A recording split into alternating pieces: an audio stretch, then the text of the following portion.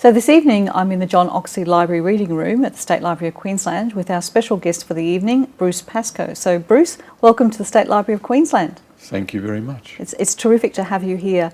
Firstly, could you tell us, Bruce, what you enjoy most about visiting a library?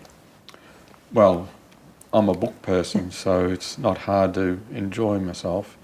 And I reflect on other libraries I've been in, very few as grand as this one, but just walking past the cabinets with interesting objects and great rows of books, which is the great joy of my childhood.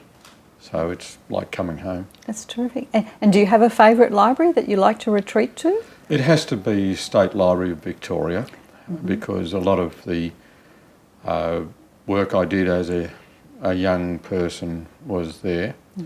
And I was in the habit there of shutting my eyes and running my hands along the spines of the books in that octagonal room and stopping and choosing one, and it didn't matter what it was, I would read it. You learned a lot of interesting things because you weren't in your comfort zone, you were reading books at random. So the Dome Reading Room is certainly one of the great reading spaces in the world in libraries today. I love going there still. Yeah, it is very much beautiful. And I know from reading your book Dark Emu that you've obviously spent a lot of time researching in libraries. Can you tell us a little bit about how much that research has influenced your thinking and the work that you've done? Yeah, I was finding some really aberrant items in the Australian public record that I couldn't equate to the history that I'd been taught at school. And I'd been tutored by Aboriginal elders, none of whom had been to school, that the history I knew and was parroting back to them was entirely wrong. So I had to return to the library and refurbish my whole brain. And it wasn't that hard. Unfortunately, the information that I was seeking was really easy to find in the library, and it's quite depressing actually to learn that those documents had always been there and been read, but the information that was crucial to Aboriginal Australia had gone missing. And I think in reading your book it's so evident that there's so many sources telling the same sorts of stories and giving the same facts throughout history as well, isn't there? Yeah, there's a bounty of information to support those ideas. And so do you see a role for libraries in shifting the accepted thinking around country and culture?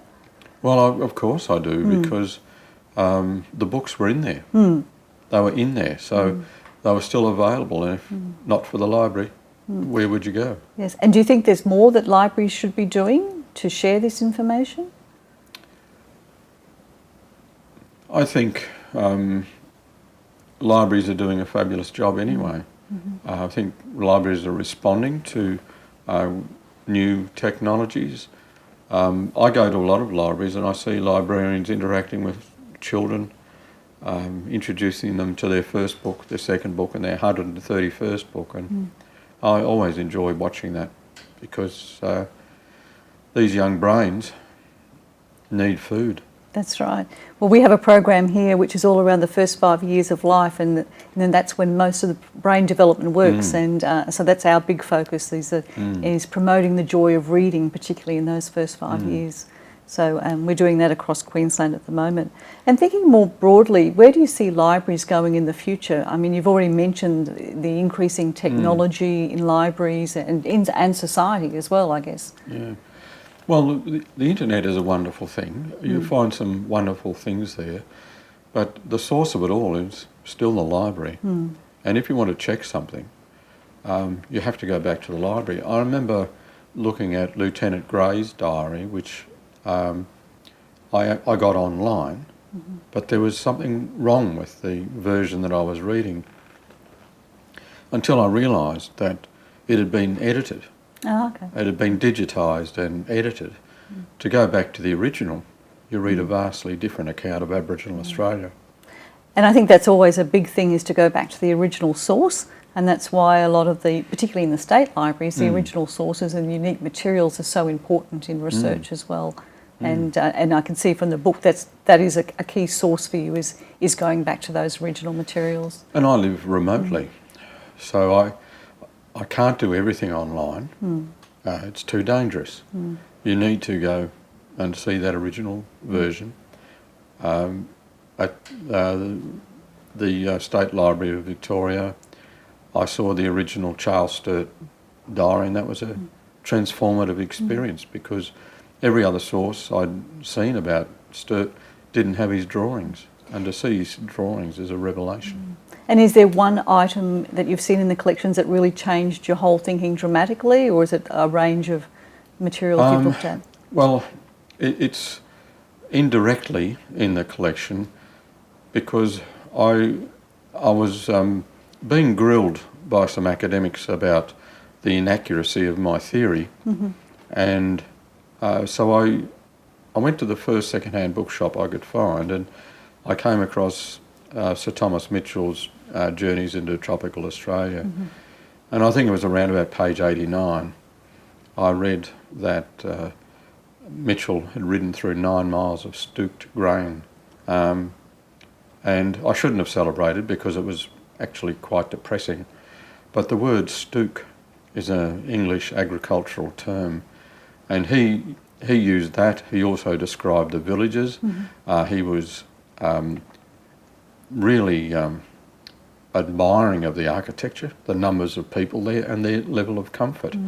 Both of those facts that I read in that book, which was also available in libraries, I just happened to buy a second-hand copy. Yes. They were revelations. They were revelations for me, and a lot of Australians come up to me all the time and say if that is the only thing they had been taught in school, it would have changed their whole attitude to their country. So you've talked a little bit about state libraries. Is there anything that you'd like to see state or national libraries including more in their collections? Or? Well, I think my experience is that libraries collect well, but I think there must be a lot more so-called pioneer diaries out there, and I think they'll be a crucial part of our learning. Yes. And to find a way of diplomatically extracting those from families or copying them or digitising them, whatever it is, I think it'll be a revelation for us all. And we have to do it in such a way that it's not intimidating for those families, nor is it meant to coruscate those families, but it's meant to be a gift to Australia. Certainly, and digitisation certainly does open up a lot of access for everybody to have access to materials within Australia and across the globe as well, which certainly is a great assistance to researchers like you as well. It's so quick. If you can tap a few keys and go straight to that document, you may have read it before, but you need to check something. It's so quick, and to trawl through my own library at home would take me a month because it's not terribly well organised. Are you a bit of a hoarder? I hoard everything. It's terrible. Oh, well, I think that's something you would have in common with librarians then as well. Then I can't throw anything out. I've never thrown a book out. Can't do it. So my library is large. Okay. So you mentioned and complimented us on the State Library of Queensland, and I know that you've only briefly been here. Can you tell us a little bit about what your first impressions of the State Library of Queensland are? Well, I've been here many times actually, and First Languages Australia had their initial meetings here.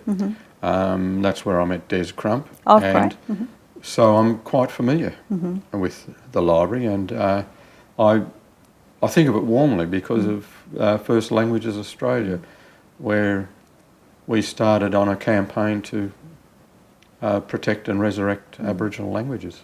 And of course, Des has been working with us here for 10 years or so, leading our work in documenting, preserving and making accessible the traditional languages of Queensland. So great work's been done, but of course more work to be done as well into the future.